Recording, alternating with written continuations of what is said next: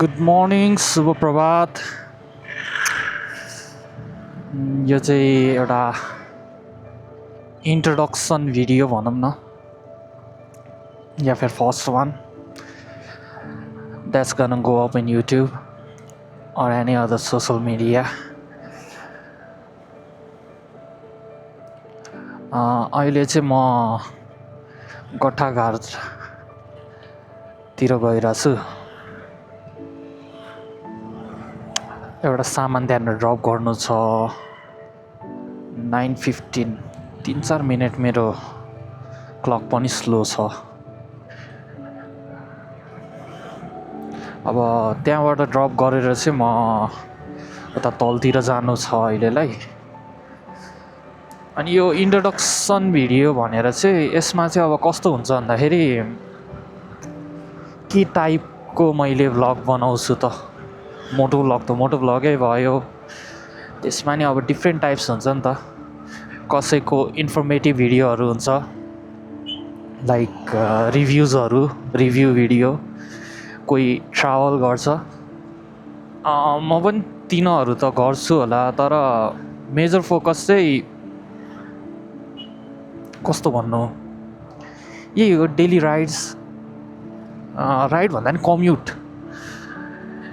Commute भिडियोहरू, what we face in the roads. कहिले गइरहेको बाटोमा खाल्टो होइन, साइड लाइट नबाली हिँड्ने मान्छेहरू, त्यस्तै अब्जर्भेसनै भनौँ न। यताबाट अब्जर्भ गरेँ, उताबाट अब्जर्भ गरेँ। गर्न चाहिँ मैले हिजो नि रेकर्ड गरेको थिएँ, तर हिजो चाहिँ मैले इङ्ग्लिसमा ट्राई गरेँ, अनि त्यो अलि नेचुरलै भएन क्या। इङ्ग्लिस गर्दाखेरि खै के नपुग्या जस्तो लाग्यो। सो म चाहिँ अब इङ्ग्लिस भन्दा नि नेपालीमै गर्ने।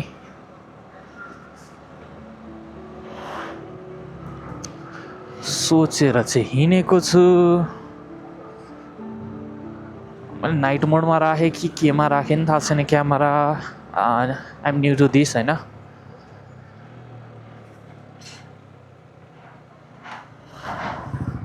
अब जेमा राख्यो भने रेकर्ड गरेको छु, बेलुका हेर्छु।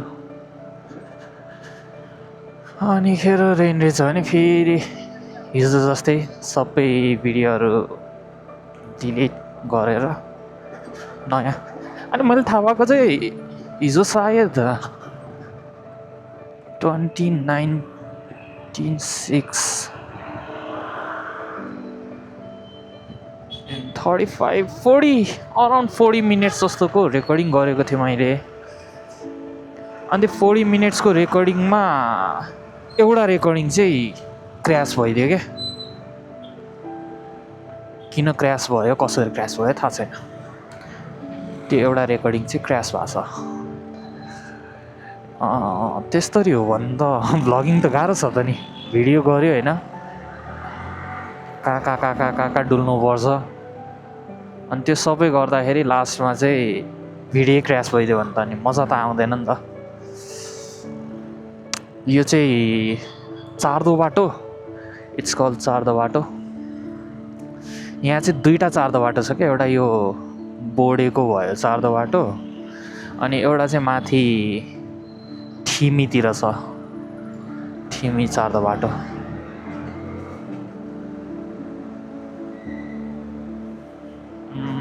अब जाने भनेर चाहिँ यताबाट निस्किएको छु। मलाई फेरि लोकेसन पनि थाहा छैन उहाँको कता छ भनेर। एकचोटि लोकेसन भेटौँ। सो मैले त अनि यत्रो भने, भ्लगको नामहरू चाहिँ भन्ने बिर्सेछु। भ्लगको नाम पनि डिसाइड गरिरहेको छु। मैले चाहिँ युट्युब च्यानलभन्दा अगाडि फुटेज खिचिरहेको क्या। अनि अहिलेसम्म चाहिँ डिआर भ्लग भनेर छ। इफ त्यतिखेरसम्म नि यही भयो भने त्यही नै हुन्छ होइन, सबैले पढ्न सकिहाल्छ। इफ भएन भने चाहिँ अर्को जे छ त्यो नाम हुन्छ है। अनि भ्लग स्टार्ट गर्नलाई के चाहिन्छ त भन्ने कुरा हो क्या। सबैले सोध्छन् नि त, सोध्छन् भन्दा नि सोध्छन् क्या। They think, they don't ask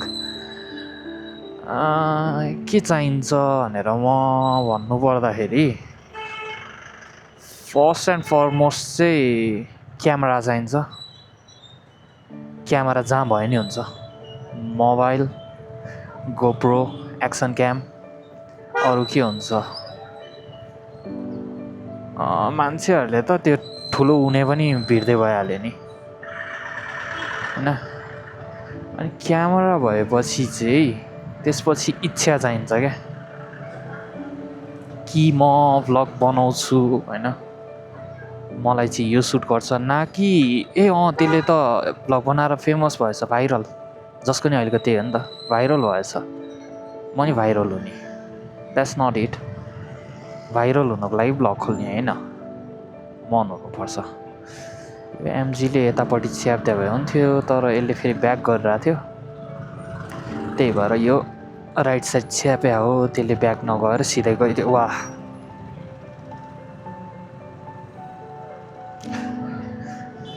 यस्तै हो, तानिदिन्छन् ऐना बिगारिदिन्छन्, उनीहरूलाई मतलब छैन, अगाडिको उसलाई थाहा पनि छैन तानेर गयो भनेर। सानो कुरामा रिसायो कराउनु थाल्यो भने त बाइक नचलाए नै हुन्छ।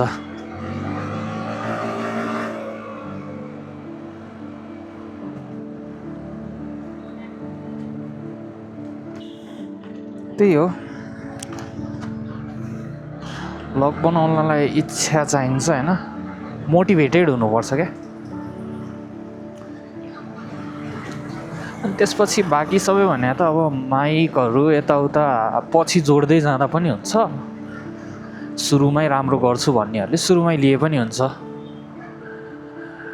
अनि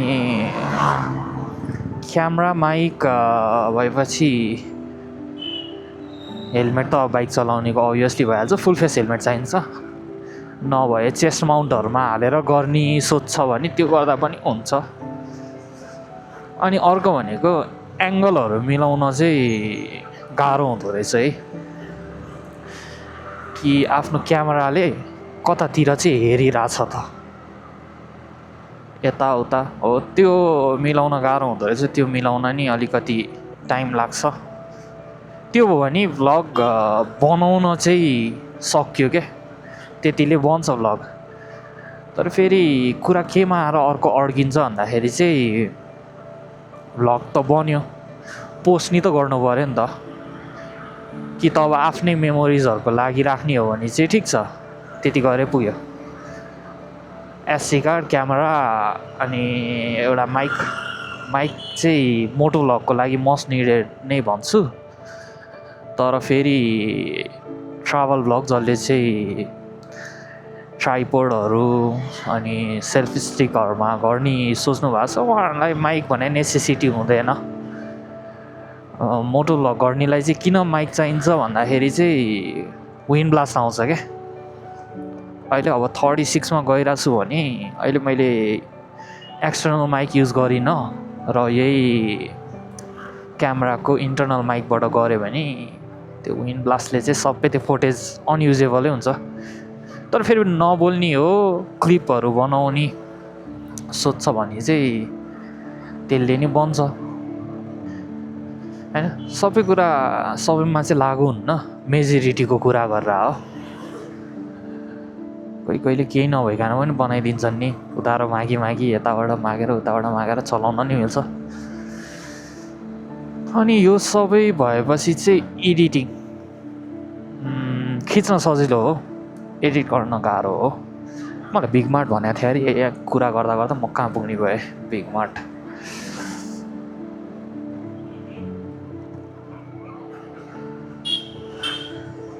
I think I crossed big mart होइन र, तलै थियो नि बिग मार्ट त हो जस्तो लाग्यो। फ्लोमा गफ हान्दै हिँडेको हाने भएछ म त।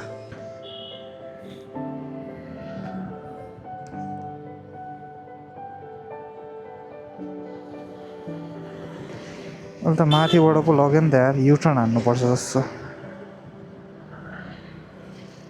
युटर्न हान्न तलबाट चाहिँ जानुपर्छ।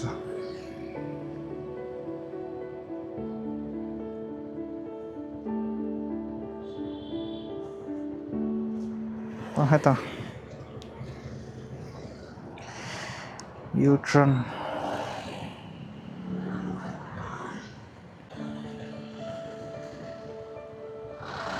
ओके अब युटर्न हान्ने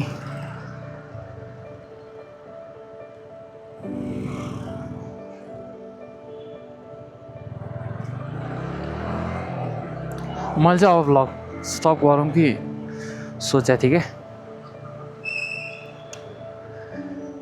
मेरो इन्टरकमको सुन्छ कि सुन्दैन है त्यहाँनिर इन्टरकम भन्दा पनि ब्लुटुथ हो इन्टरकम के काम 200 मिटरमा राइट भन्दैछ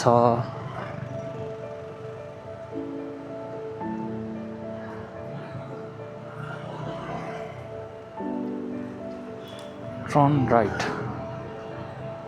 लिने ठाउँ नि छ र बिग मार्ट ओके म ठ्याक्क बिग मार्ट कटेर अनि बिग मार्ट कटेँ है म भन्दै बसिरहेको रहेछ छ्या ओके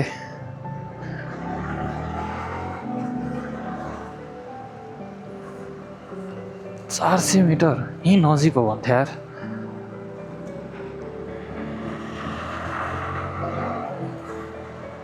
मलाई चाहिँ 30 भइसक्यो अब चाहिँ अलिकति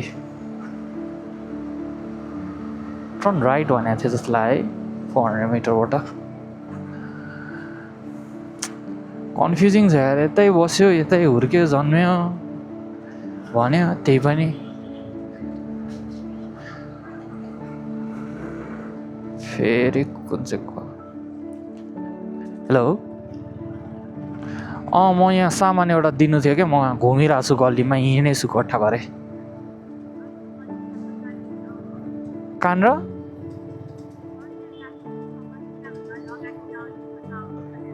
चोकमा आउनु न है गोठाघर भने मुलपानतिर क्या रोड क्रस गर्नु न उताबाट आउँदाखेरि क्या सजिलो त्यही हुन्छ जस्तो लाग्यो जहाँ हुनुहुन्छ त्यही बस्नु छोडिदिनु यो अहिले घुम्या हुन्छ हजुर ल अब बस्नु न त्यहाँ आएर कल गर्छु अब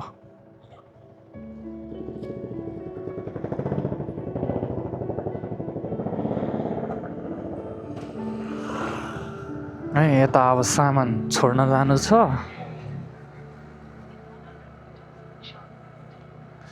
अनि उता मान्छे पिक गर्नु छ त्यसका बाजे लेफ्टै छैन सार्प लेफ्ट भन्छ यार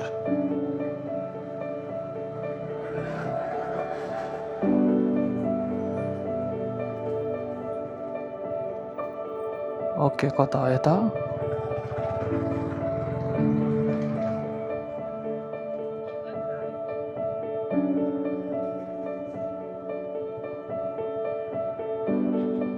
यही हो जस्तो यो अब राइट भन्यो ल अहिले चाहिँ एन्ड गर्छु